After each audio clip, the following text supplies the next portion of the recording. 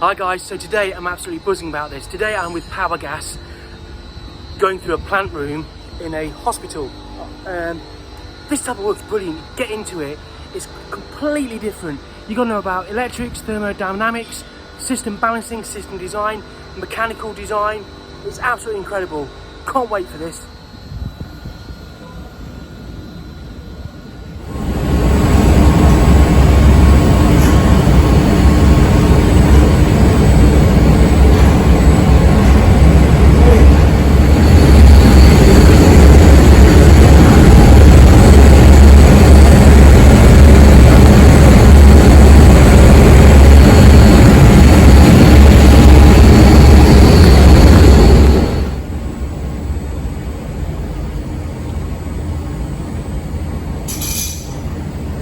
Those gas protectors are interlinked, so we've got them at high level as well. So they're right up the top there, because obviously methane's lighter than air.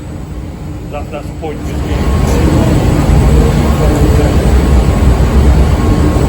Black on the inside over the bottom and a bit around that edge there. The rest of it, Just after condensation, yes, clean all those up. So what we'd usually do with these are quite clean. If they'll run on oil for any length of time, the sucking will be a lot thicker, so we'll end up getting the tube brushes down and brushing them out, but we know from experience that these are okay.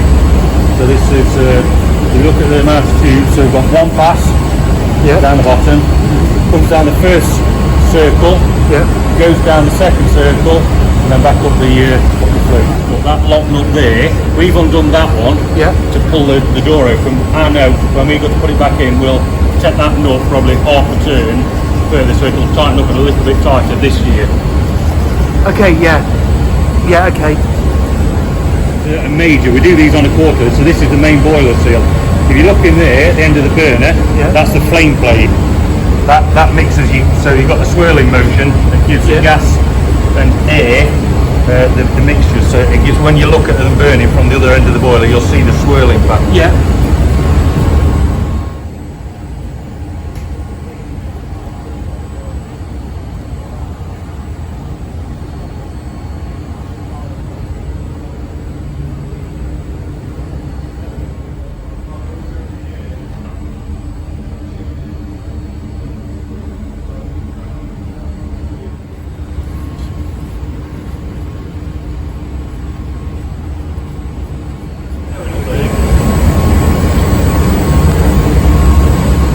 Rating gas in kilowatt, we rated from 1500 to 7,500.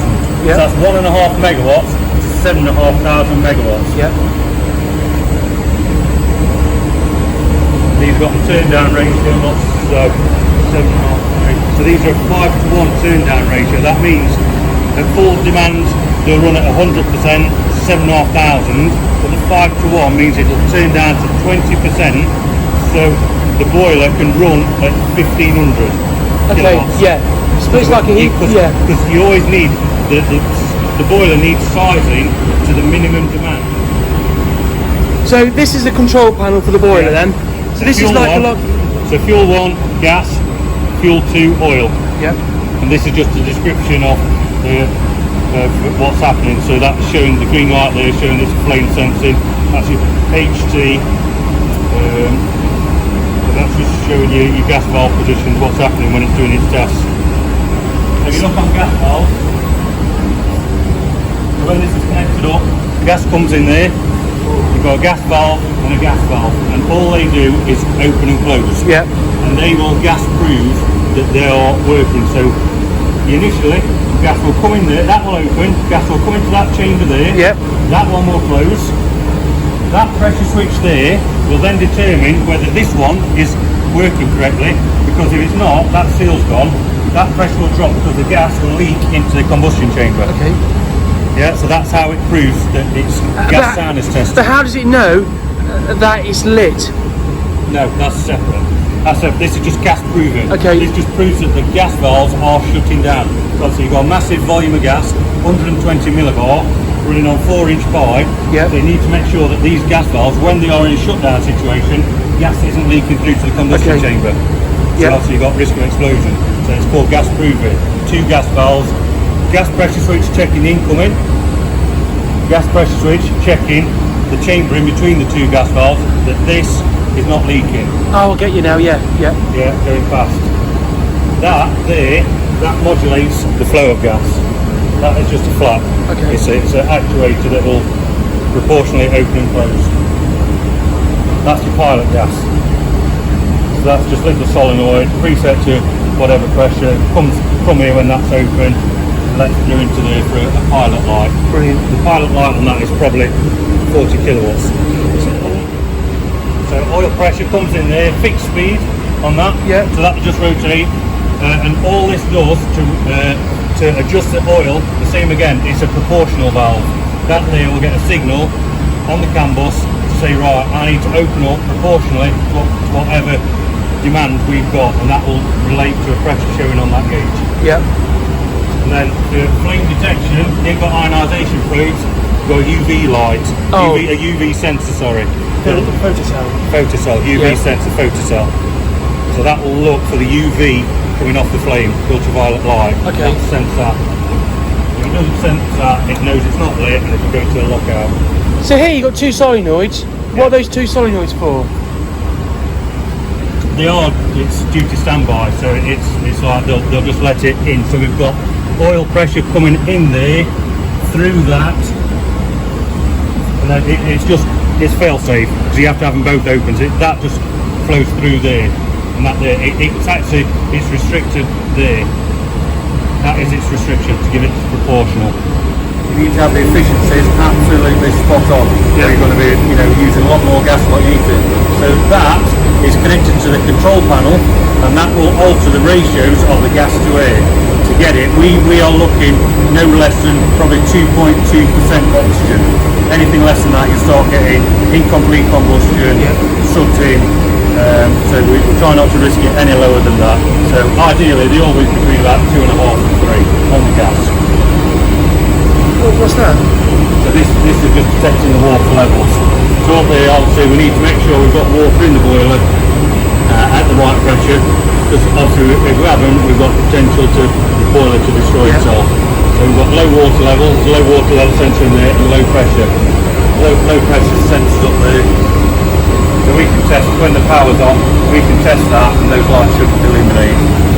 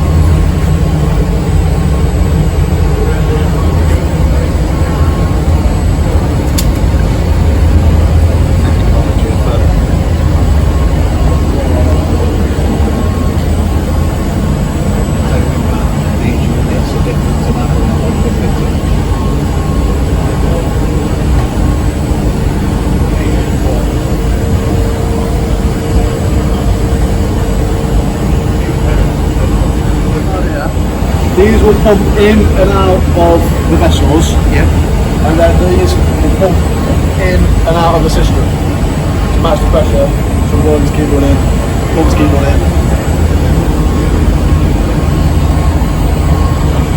So these are for your chemical dosing and water level,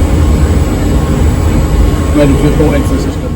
In there, set it to the lowest thing, so it's just the tiniest bit of.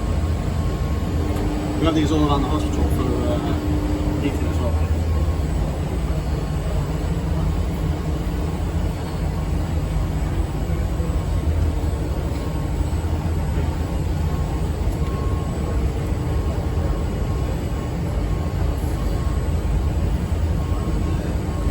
But yeah, there's no moving parts. It's just that you get out.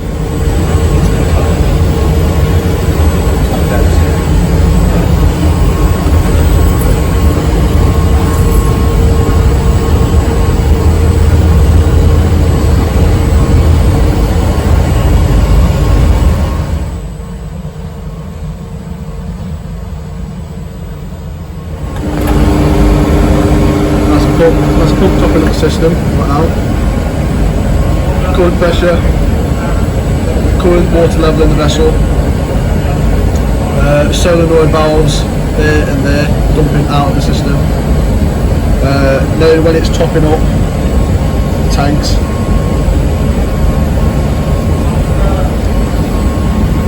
list of alarms, warnings.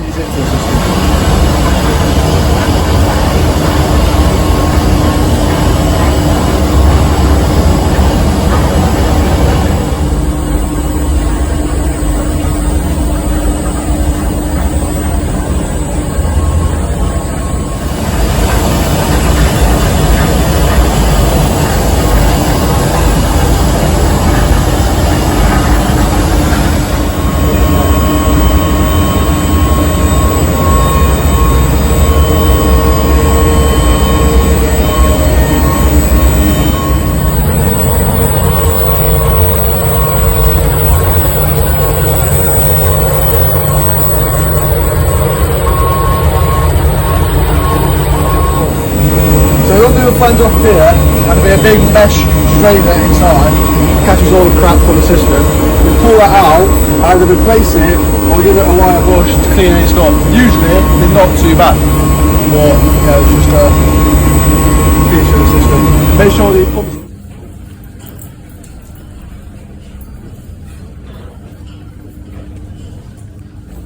Diesel generators then? So these run off diesel, yeah. So light oil, red diesel. Yeah. So you go around in here, look, you'll see. So V16, radiator, Yeah. air cooling, day tank, that's the oil tank for your day tank. Outside, a bulk storage tanks, 120,000 litres that pump up into these. What's that? Intercooler. Oil cooler, yeah.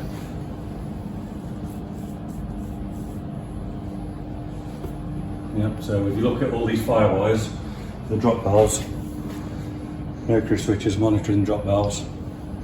Oh yes. So you look, every now and again you'll see a thermal link on the drop wires. See there, look above the generators, soft solder links, so there's a fire above it, they'll break, drop the valves. Christ, what's that then? Is that... That's the fan, radiator fan. If you look there, them louvers there, when these kick in, those louvers open up like a wind tunnel in here. So all that opens up at the back of there and it's all blowing through. Like I said, you know when you look above, the 6 flues, all these 6 flues are in here. So that is your that's your dynamo, that's your generator, and there's the engine. There's your batteries starting. Oh wow. You want one of those for your car. Oil comes in there, goes on that pipe there, and down in. That's an overflow pipe there, and that's the dump pipe. So if there's a fire, and this fire breaks, that will drop, and that will dump the oil on that big pipe there back to the tanks outside. Okay. So you haven't got the risk of even more fuel in the fire. These are bundled tanks, so bund is 110% of the volume of the tank, the Yeah. oil capacity. So we've got 5,000 litres stored in there. We've got the bund alarm checking if there's any oil in the bund, which indicates that the main tank's leaking, overfill, too much oil in it, and all that will keep the pumps out downstairs and level. Sensors there showing level. This is what's called a generator hall. It's rows of generators.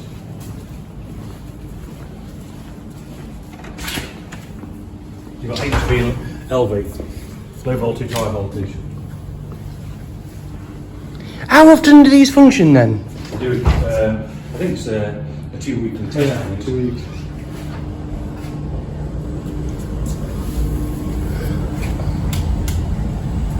Wow, this is from the boilers. These two are from the boilers. This is boiler fluid. We've had this water from the flashings leak. Twin wall, so it keeps cool. And that goes up 6 stories. I mean, we're on probably the 2nd or 3rd story now, and it goes up 7 actually. Do you do any form of, and it sounds stupid, any form of spillage test on these? Yes, we'll check. Well, it's just checking that the burner is working correctly. So the air pressure switches are working. So you know, I showed you the mechanical ventilation. Yeah. So that's got the air pressure switches on there. So you wouldn't check for leaks or anything on this then? Visual. Okay. And then check termination. Like I say, this was pointed out. This leak here, this was pointed out, and it was inspected, and it was the flashings on the roof. It got contaminated and deteriorated. The refrigeration units. The back there, and there's another stain at the back of these. Wow.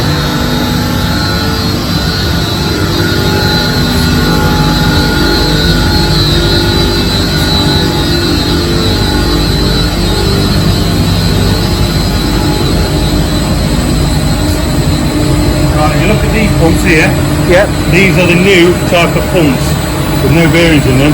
These replace those. Wow. Yeah. And if you look at these, that's running at 3,300 RPM and it's only pulling 5 amps.